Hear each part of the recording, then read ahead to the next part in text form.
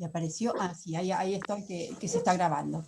Bueno, a ver, entonces, quedaríamos con estas 3 fechas, quien pueda rendir el 9 de julio,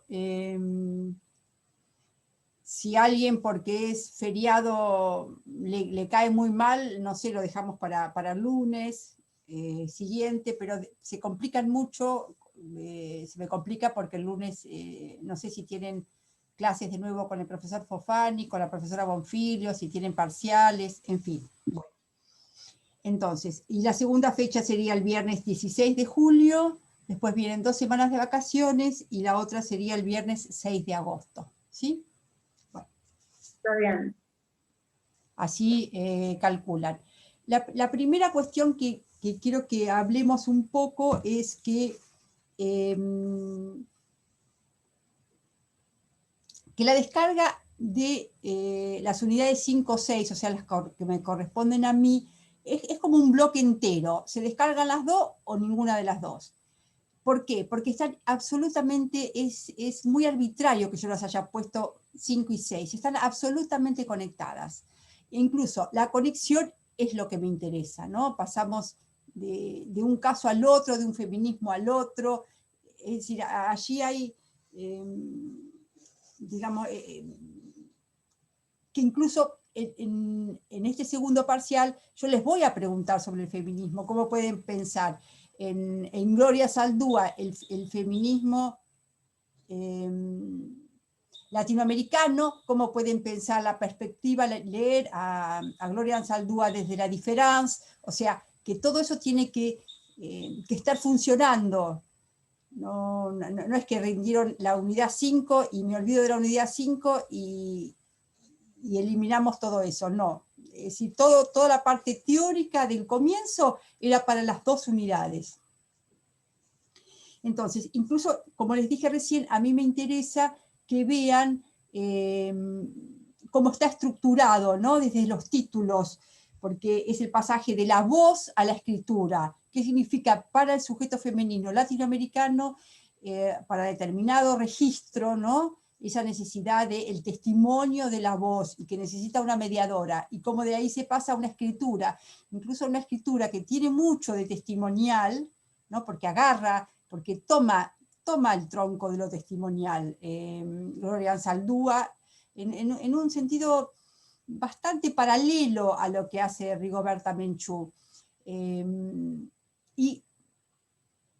Pero sin embargo termina por construir primero una primera persona que no necesita de una mediación y de una escritura bastante compleja, ¿no? Casi diríamos una escritura muy trabajada. Entonces, también pensar a partir de, además de este pasaje de la voz a la escritura, también pensar cómo se pasa de un testimonio realista, ¿no? a una escritura como la de Rigoberta Menchú, que está atravesada por una suerte de proliferación barroca, donde se cruzan y se hibridizan géneros de todo tipo, escrituras, lenguas, referencias culturales, articulaciones identitarias diversas, ¿no? Verdaderamente uno puede pensar, quiero que piensen esto, ¿no? Quiero que piensen el texto de Gloria Anzaldúa como si fuera una maquinaria de la diferencia, ¿no? Como si ella hubiera dicho, agarro esta maquinaria de la diferencia y la pongo a producir texto, a producir lengua, a producir escritura, a producir identidades, a producir, ¿no? De un modo desaforado, verdaderamente desaforado, todo tipo de diversidad, como si esa diversidad nunca tuviera un punto donde tiene que llegar. Y también quiero que piensen en este pasaje de Rigoberta a Gloria Anzaldúa, ¿no? Cómo las dos están atravesadas de diferente manera, pero también de similar manera, sobre todo por un latinoamericanismo, por un feminismo latinoamericano, ¿no?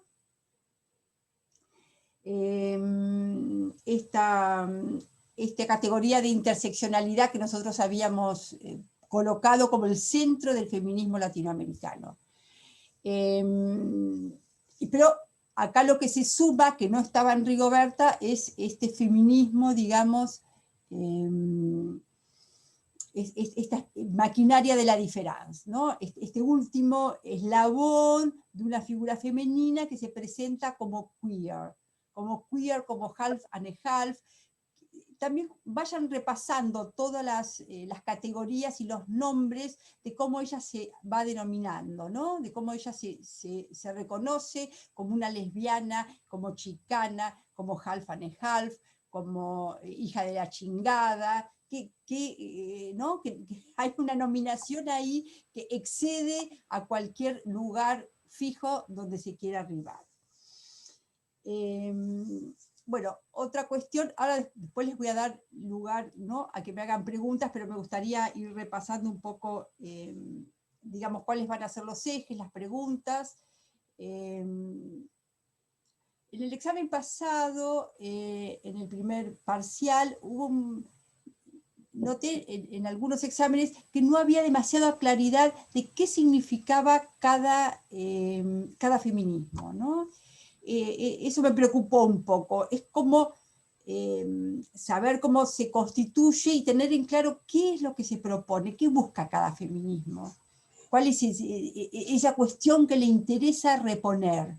Y bueno, a partir de ahí algunos mezclaban, ¿no?, la cuestión de las dos, sobre todo hubo mucha confusión entre el término diferencia y diference, totalmente diferentes, ¿no?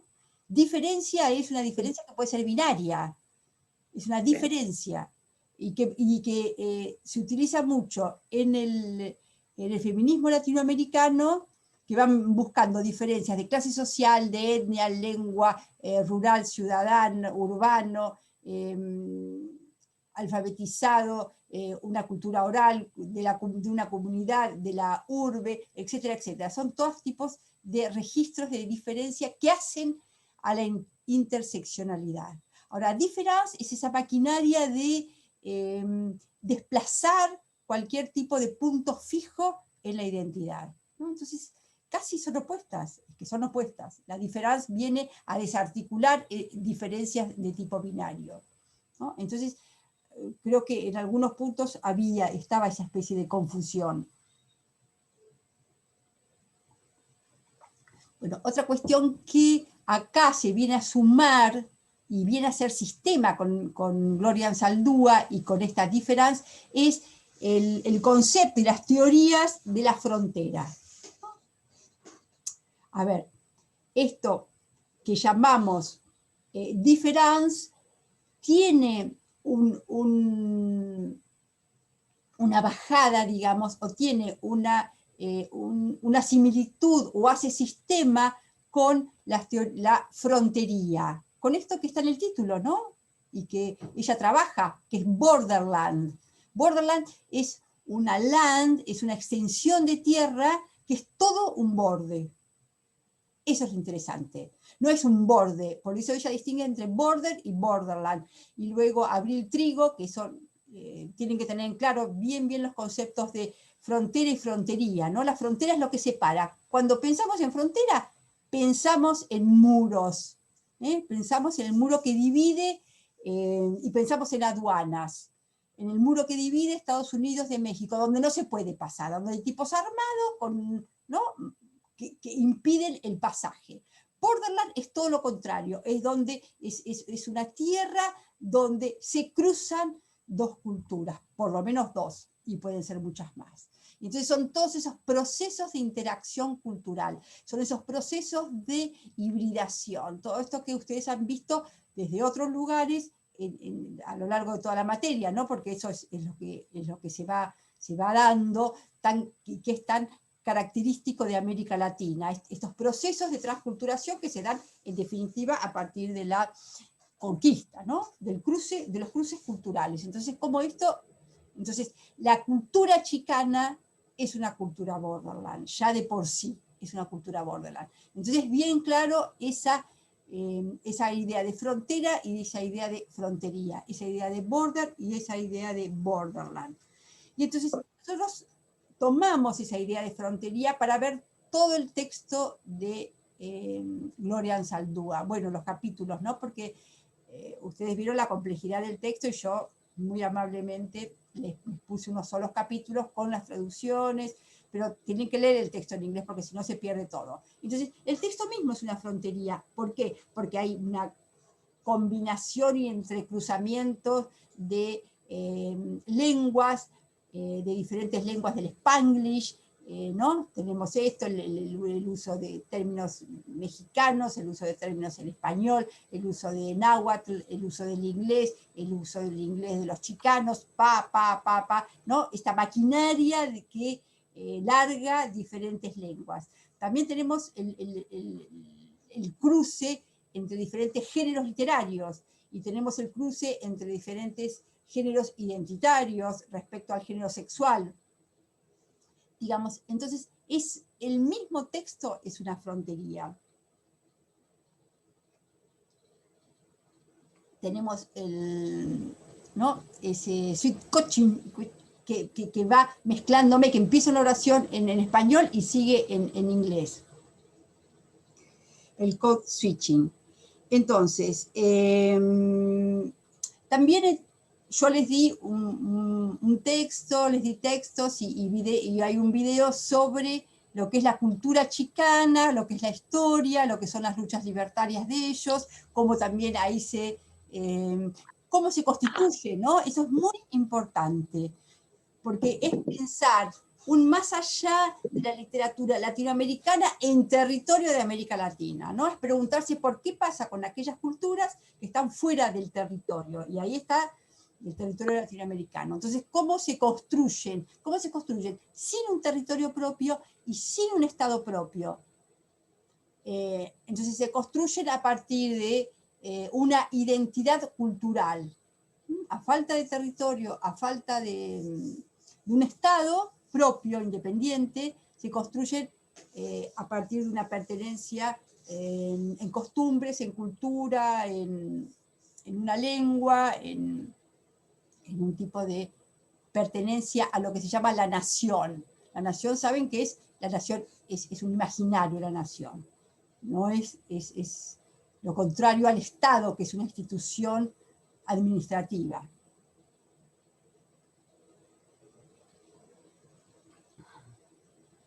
Bueno, después, respecto a la figura de la Malinche, la Malintzin, ¿no? Ahí vimos, lo que hicimos es un trazado, básicamente en 3 momentos, cuál fue la significación para la colonia, para Octavio Paz. En realidad nosotros empezamos con Octavio Paz, ¿no?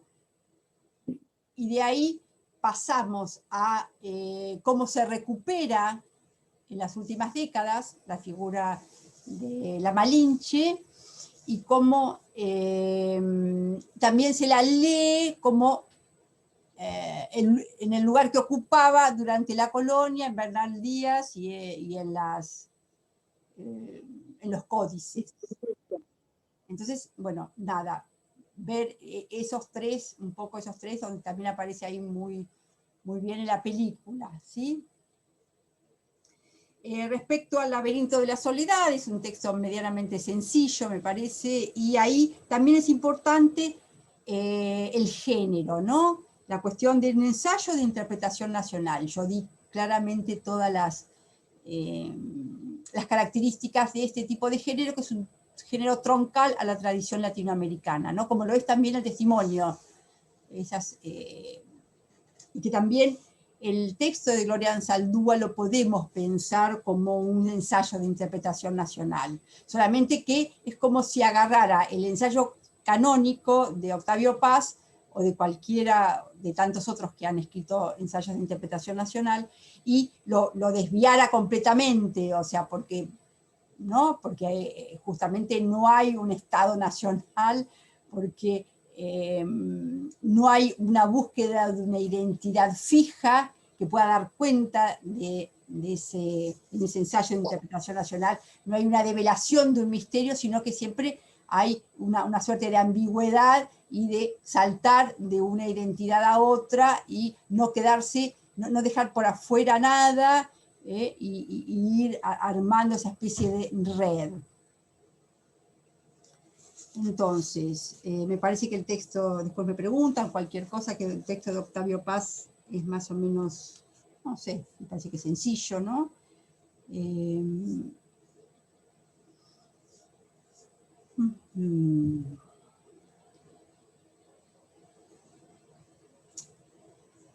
Cuando, bueno, sobre todo la estrategia de él de juntar dos figuras, ¿no?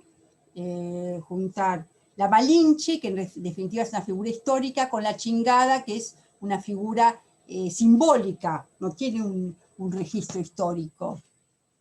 Entonces, ahí está el gesto de cómo pone a significar y cambia la significación al unir esto, ¿no?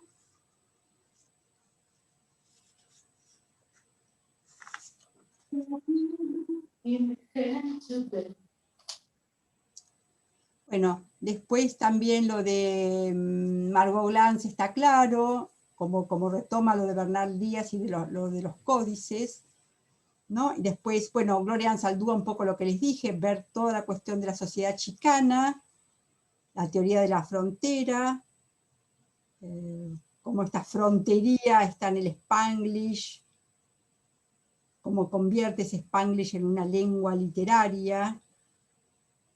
Y después, bueno, los capítulos que fuimos viendo, ¿no? Un capítulo muy, muy simbólico y alegórico y sencillo, como es el capítulo 5, cómo domesticar una lengua salvaje. Y una de las cuestiones que es interesante en Gloria Anzaldúa es cómo ella no solamente, digamos, discute con Estados Unidos, sino que discute muy fuertemente con los mismos mexicanos y los mismos chicanos, ¿no?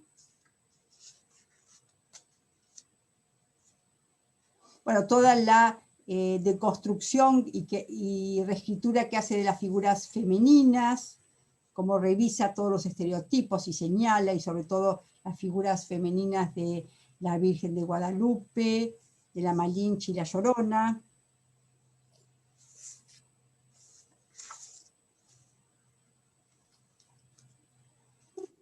Después vimos, bueno, el prefacio, que es muy sencillo, y también pusimos el capítulo 2, que gira en torno a la rebeldía, ¿no? Y ahí está el relato autobiográfico, ¿no? Pero a su vez ejemplarizante de la historia, y cómo este relato adquiere un valor político, ¿no? que también vimos exactamente lo mismo en un punto en Rigoberta Menchú, ¿no? Son tipos de Bildungsroman, construcción de un sujeto que es un emblema de la política, ¿no? Es esta rebeldía que ella pide, es una rebeldía de tipo,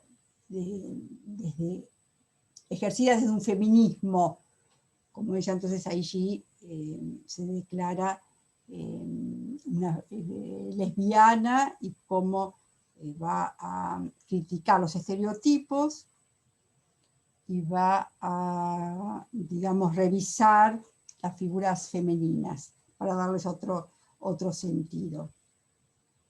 Y después penetrar en La serpiente, donde también hay un relato autobiográfico, y hay toda una genealogía entre histórico y mítica de las figuras de las diosas, y qué sucedió con estas diosas, a partir de los aztecas, ¿no? Los aztecas o mexicas, y cómo ellos, como pueblo guerrero, sostuvieron un paradigma patriarcal que terminó por desarmar las complejidades de esas diosas que conjugaban en un periodo anterior lo masculino con lo femenino, y bueno, lo que significó, digamos, la subalternización que de estas diosas hicieron los aztecas.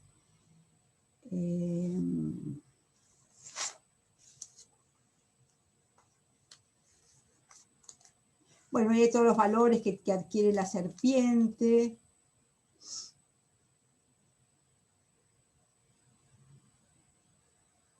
Y cómo ella recupera, digamos, cierto mundo indígena y lo pone ¿no? Lo dispone como estrategia feminista, en realidad. Bueno, eso es más o menos, no sé de qué me estaré olvidando. Y entonces, si les parece, me van preguntando cuáles son las dudas. También yo les había propuesto que para quienes no habían rendido la primera unidad, podían rendir las dos juntas, ¿no? Así que, bueno, adelante, pregunten. Tengo una duda de cómo pensar este texto de Gloria Anzaldúa. No sé si está bien la pregunta, pero pensarlo a través de los feminismos disidentes latinoamericanos o a partir del posfeminismo con la categoría de diferencia. De las dos. De las dos, atravesada por las dos. Totalmente, sí. Bien. Sí. Porque ella está atravesada por las dos. Ella agarra, justamente, agarra todo el postestructuralismo, ¿no? Uh-huh. Eso se nota y lo pone como una maquinaria para deconstruir el patriarcado, sin volver a reponer, sin volver a reponer, como haría una feminista latinoamericana 2 décadas antes, sin volver a reponer un modelo femenino único, ¿no? Entonces sí, está muy bien, Ana, tu pregunta, y desde los dos puntos de vista. Sí, es una bisagra que ella arma ahí.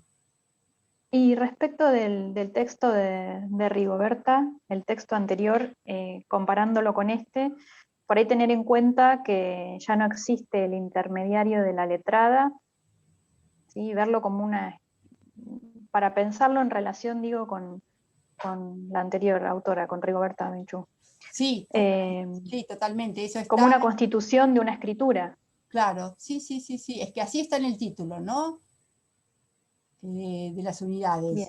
Yo no me acuerdo cómo había puesto hacia un feminismo latinoamericano la voz en el 5 y acá la escritura. Sí, justamente eso, que fue también una cuestión que desde el feminismo chicano se discutió, ¿no? Se discutió en el sentido de, bueno, ya no queremos más, que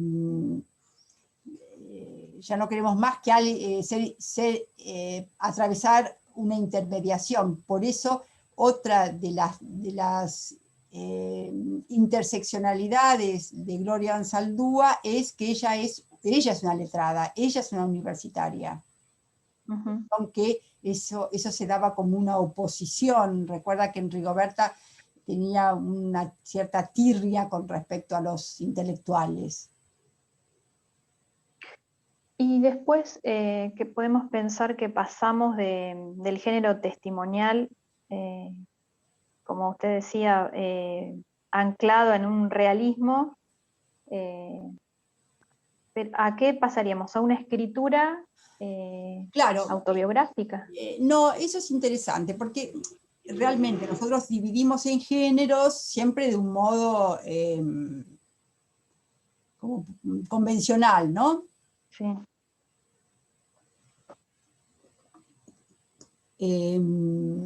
Bueno, de un modo convencional y de lo que se llama los procesos institucionalizadores.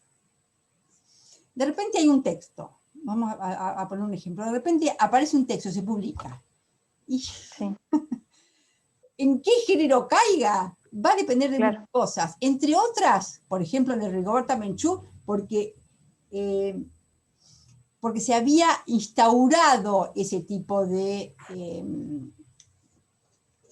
institucionalización del testimonio a partir de Casa de las Américas y todo lo que ya sabemos. Entonces, eso entró ahí.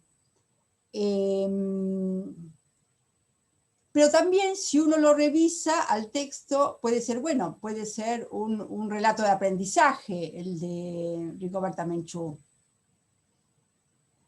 Claro. ¿No? O uno puede llegar a decir, es una larga entrevista. Es una larga entrevista si no hubiera existido la etiqueta que la da una institución. Uno diría, bueno, es una larga entrevista.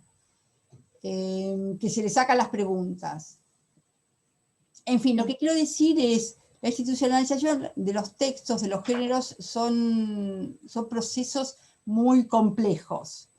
Incluso, por ejemplo, cuando se institucionaliza en los 70 el género de testimonio, se va hacia atrás y hay textos publicados 15 años antes que se los chupa y se los recupera como testimonios. Por ejemplo, los que son los testimonios revolucionarios de Che Guevara, ¿no?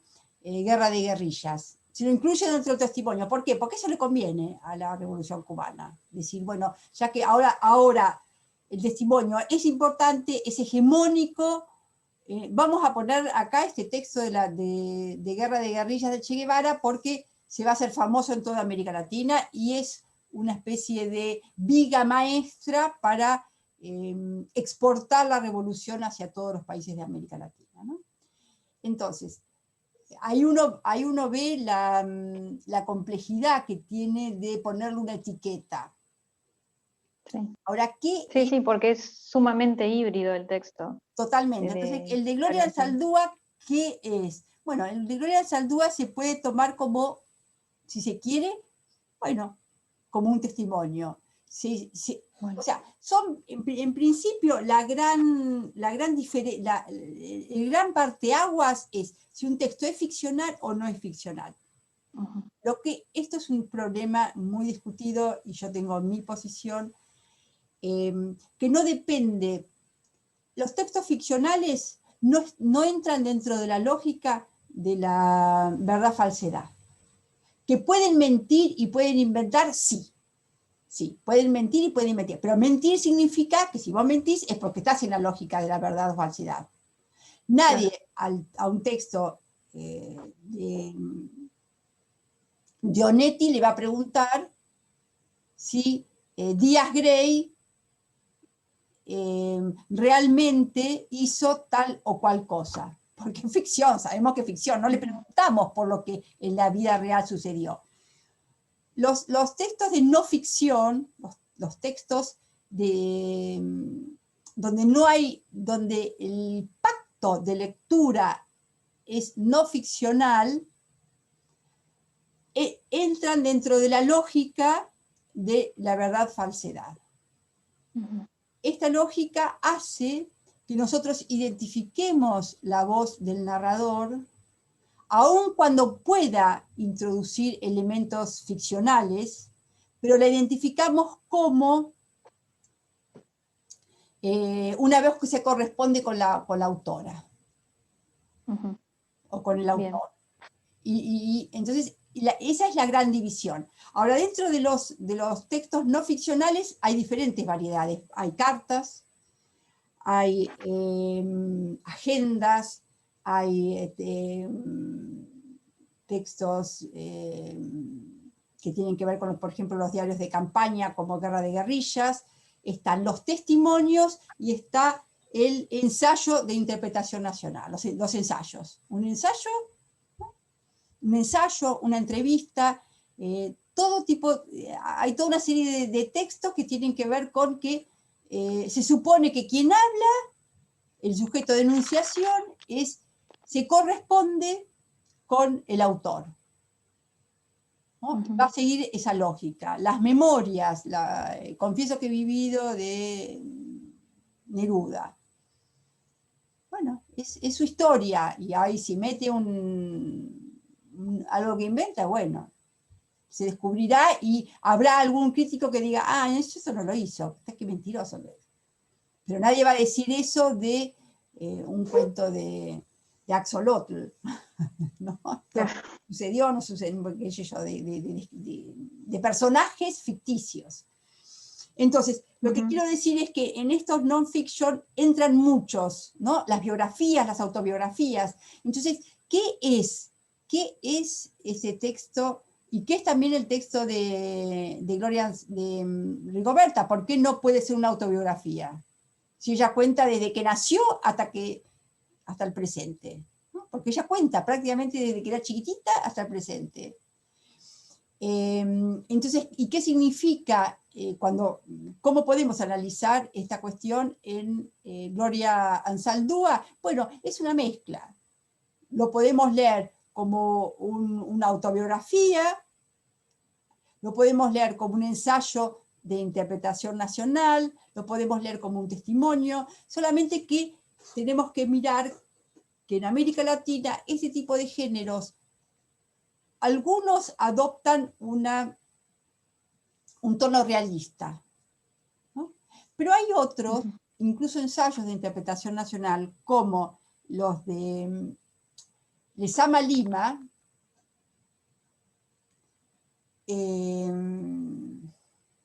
no me acuerdo el nombre del texto de Lezama Lima, que es un ensayo de interpretación nacional, pero que está argumentado a partir de metáforas. Esto también, hay muchos ensayos, hace poco el uruguayo Amir Ahmed también, digamos, hace una especie de texto ensayístico, pero en vez de argumentar a partir de un razonamiento medianamente racional, argumentativo, va enhebrando imágenes, metáforas. Es un poco lo que hace Gloria Anzaldúa. Claramente hace eso. Cuando ella pone, por ejemplo, el relato autobiográfico sobre la serpiente y luego la genealogía histórico-simbólico de la serpiente. Cuando ella, ¿no?, hace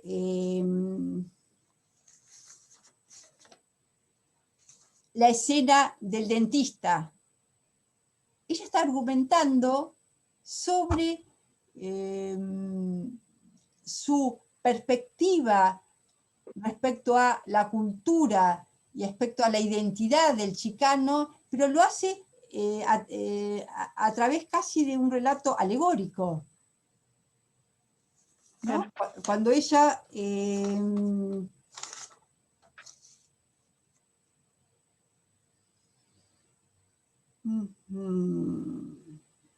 esa escena, cuando ella, por ejemplo, va al excusado, ¿no? Y ahí habla se expone una sexualidad prohibida, cuando aparece esa imagen, ella en un campos de algodón. Es todo un tipo de razonamiento que se da a partir de la alegoría, de la imagen, y después repone, ella después repone una argumentación de tipo histórico, y un desarrollo argumentativo. Pero coloca mucha, ¿no? Es muy importante lo otro, el trabajo que tiene el literario. Pero ese trabajo literario no termina por socavar, aun cuando esas escenas sean imaginarias y las haya inventado, no termina de socavar la non-fiction. Es lo que se llama autoficción en un punto, ¿no? Es lo que después se teorizó como una autoficción y que, bueno, desestabiliza la non-fiction, la desestabiliza, pero en mi opinión no termina de... el lector no deja de de ver eso como algo que se vincula directamente a la vida. Ok.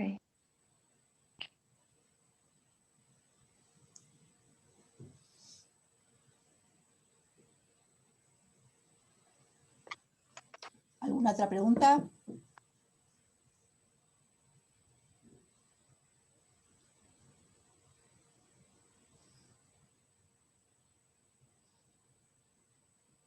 ¿No? Bueno, Profe, yo ¿cómo no andan? tengo- Sí, a ver, Ailén.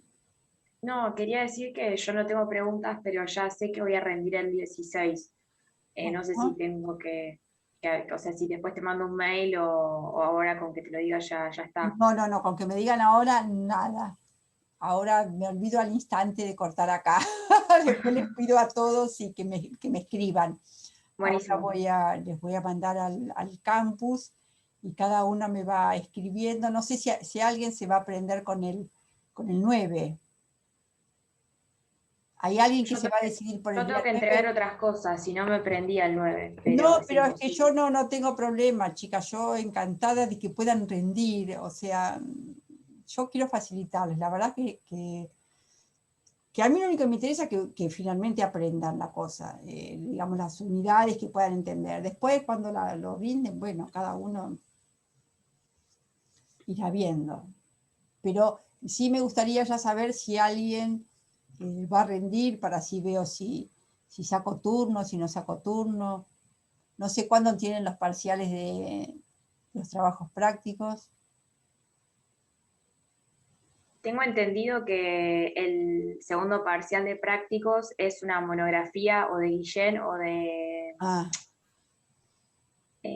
Rulfo, y que, porque yo le pregunté al profesor porque me anoté para dar el final ahora en agosto, y el profesor dijo que este fin de semana iba a publicar la lista de los temas y que además iba a poner 2 fechas límite, pero que si yo, por ejemplo, ya tenía el tema y había arrancado a escribir o algo y lo termino, no sé, el martes, que se lo entregue el martes, que no sucede nada, y que le avise que le recuerde que voy a rendir, así tengo como orden, digamos, de prioridad para, para la corrección, así ya está la parte de prácticos.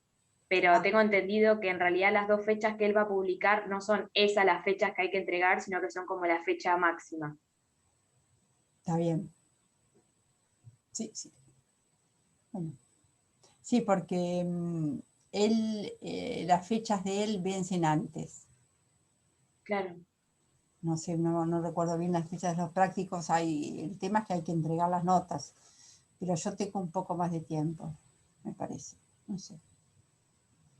Bueno, ¿ninguna otra pregunta? Vamos. ¿Qué les pareció la materia? Un poquito pesada, ¿no? Es una materia un poco densa, ¿no? Profe, Sí, es co- Sí, yo tenía una consulta. dale. Sobre el texto de Abril Trigo, se me complicó las primeras partes, que empieza hablando de las diferentes teorías de la frontera, No, o bueno, bueno, es habla muy buena tu pregunta, Pachamé. Mira, de ese texto, lo que yo preciso es que entiendan bien el concepto de frontera y frontería. El resto sí, hay mucha cosa bien. de especialista teórico en poscolonialidad. Sí, no, es la parte que más entendí era de frontera y frontería, porque la otra es medio como complicada y no Sí, sabía si es muy relevante o no. no, el concepto de frontera y frontería y vincularlo a borderland y ponerlo a funcionar en el texto de Gloria Saldúa. Bien, perfecto. Gracias.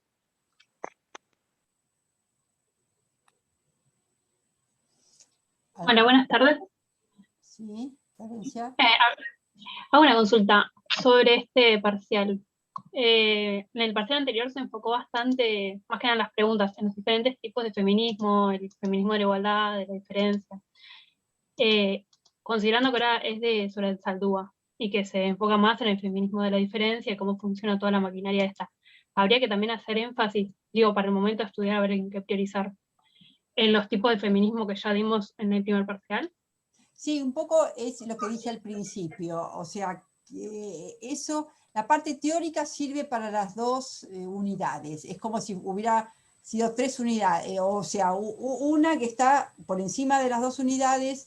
Bueno, seguramente no voy a preguntar sobre el protofeminismo, pero sí me interesa mucho los feminismos más clásicos que hemos visto, porque ahí hay categorías como sobre todo el feminismo de la difference y el feminismo latinoamericano, que están muy vinculados a Gloria Anzaldúa. Entonces, en ese sentido, sí, sobre todo esos dos feminismos, bien claramente pensarlos, revisarlos y pensarlos en el texto de Borderland, La Frontera. Buenísimo, gracias.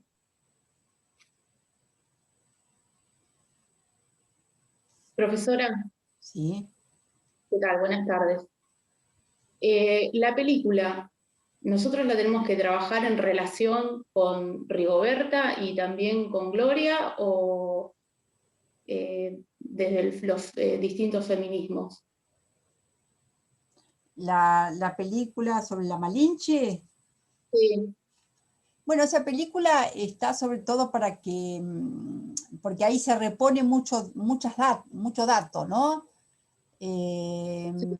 También, entonces me parece que es importante todo el relato respecto a de dónde viene ella. Miren los mapas, ¿no? Miren los mapas, porque no es lo mismo un náhuatl que un maya. Saber cuál es el recorrido que hace, cómo es todo eso. Me parece que esa película viene a...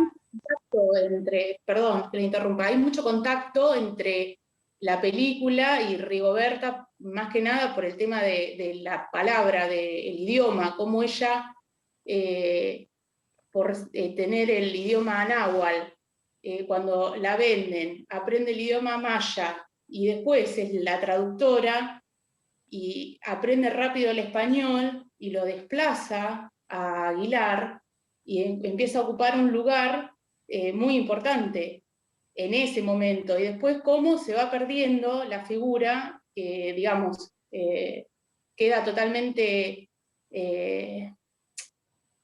no me sale la palabra, prohibida no es la palabra, pero humillada. Sí, demonizada, sí, demonizada. Demonizada, claro, con el tema de la independencia de México. Está bárbaro lo que decís. En el medio y después cómo fue, y de hecho hay un historiador que dice que es una figura que el feminismo debería recobrar para tenerla como bandera, y ahí yo cuando escuché eso, directamente me vino la relación con Gloria, por el tema de digamos, esta cuestión de esa reivindicación que ella le da a la Malinche, ¿no? Como ella sí lo toma como bandera. Sí, claro, claro, sí. Pero está muy bien, Evelyn, lo que vos estás haciendo respecto a comparar, digamos, en las dos similitudes y también muchas diferencias, ¿no? Y también con la otra película anterior. Respecto a la lengua, respecto a conocer dos lenguas y ser traductora o no conocer las lenguas. Está muy bien. Yo no había entrado en ese tipo de vínculo, pero me parece súper interesante. Claro, porque yo lo pensaba con el tema de Rigoberta, ¿no? Cuando ella dice que tenía que aprender el idioma de los que la dominaban, de los que los oprimían. Y acá, digamos, ahí es impresionante el vínculo que se puede hacer entre esta película con la obra de Rigoberta. Sí, totalmente, tenés razón. Y también con con la Excanul. película. Y también Evelyn con Excanul, ¿no? Con Excanul. Sí. A mí, yo le digo, profesora, que a mí me encantó la materia, pero las unidades de usted, muchísimo más. Ah, qué bueno. Están las películas y es mucho más interesante para para estudiarlo. Y la verdad que ver el tema del feminismo en la literatura me pareció muy novedoso también. Bueno, qué bueno, qué bueno. Sí, yo me largué un poco así alocadamente a ver el feminismo, sin saber, no soy una especialista en feminismo, pero me encantó proponerlo y bueno, uno no puede esperar a ser especialista en todo y me pareció que se contactaba mucho con lo que pasa ahora, que estaba bueno ver esto en algunos textos de América Latina y bueno, se me ocurrió armarlo eso un poco con lo que tenía y bueno, lo que falta. ¿Qué va a ser? Pero bueno, No, pero me gustó ese enganche que hiciste, de poder pensar eso, sí, está muy bueno.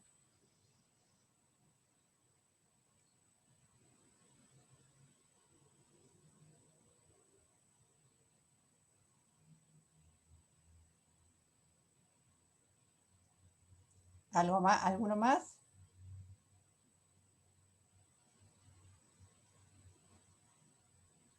¿Ya terminaron los teóricos de Fofani? no, creo que es este lunes y el lunes que viene. Bueno. Creo, o el lunes que viene es el último, no sé. Bueno, porque ya el 16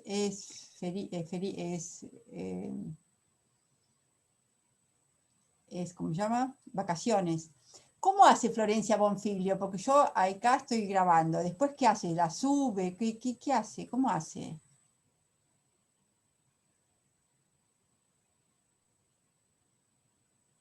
No, no te escucho, Irene.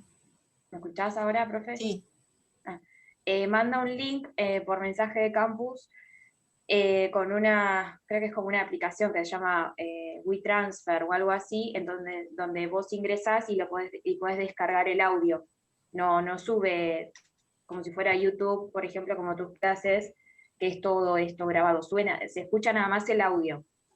Bueno, pero yo pienso que lo puedo colgar en mi YouTube, listo, ¿no?